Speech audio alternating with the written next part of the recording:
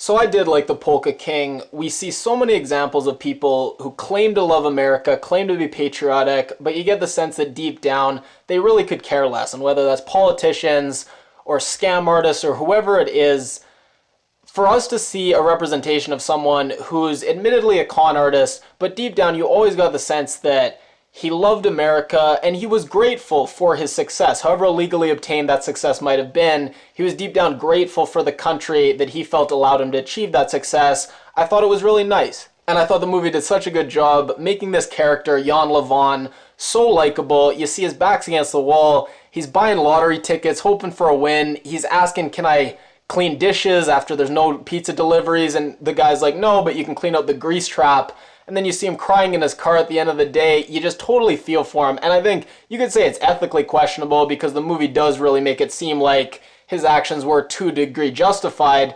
But as far as a good movie watching experience, you are really gonna relate with and like the protagonist. And I'll admit it, I'm a sucker for someone talking about the American dream in a thick European accent. That's just my own bias. And he gives this great monologue. Some things you say so you can make them happen. You say big things and then big things happen. I'm not a liar, I'm a believer.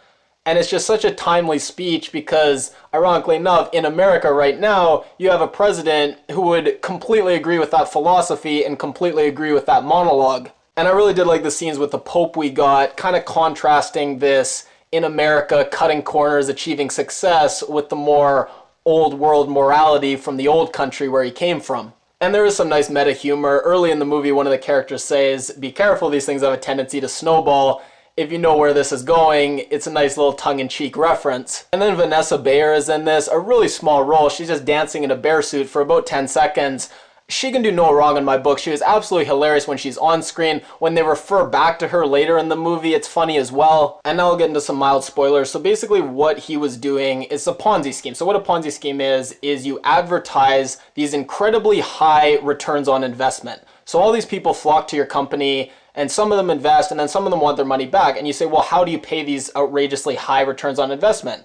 Well, you get the money from the new people investing. So you take money from the new investors, you pay whoever's originally wanting their money back. And all of a sudden these people, they're like, wow, you guaranteed this 20% rate on investment and you actually delivered it. This creates even more buzz and even more new investors, which creates even more money, which you can pay whoever, wants money out of the scheme. But what I loved is how they showed with these schemes, it's not just the greed of the person running the schemes. The person running the schemes is able to use the greed of the investors as well. So when they're making 12% interest and then they want out, all he has to do to keep them involved is bump it up to 20% interest and suddenly they don't want to pull their money out and the scheme keeps going. And when you look at the story they tell of this guy, Jan Lewan, perfect name by the way, how his whole empire was brought down by his wife wanting to win this beauty pageant and him loving his wife so much and not wanting to shatter her delusions of grandeur, so he bribed the judges, and then this is what brought this huge Ponzi scheme crashing down. And going back to just how likable this character is, when his wife wins the beauty pageant and you see him leap up with this look of unbridled joy on his face,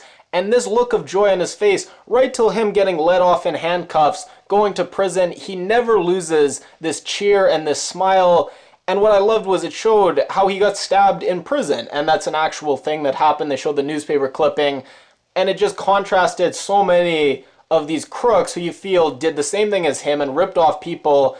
You feel like they went to minimum security and had a really nice time at prison. The movie, just to make him even more likable, shows that no, this guy, he went to real jail and he experienced real violence and he paid for his crimes. And then how they ended the movie with his mother-in-law, who's been so critical of him this whole time, finally turning her rage on the people that he scammed and saying, nobody forced you, you invested because you were greedy, you knew that it was too good to be true.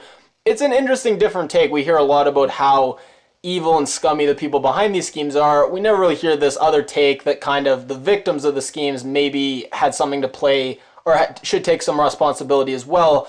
I don't know personally how much of that is true, but it is an interesting take. So what I'll say is, I'm not going to argue it's an objectively great movie, but I will say I liked it a lot. I think there are some interesting things there to think about. I'll give it a mild recommendation.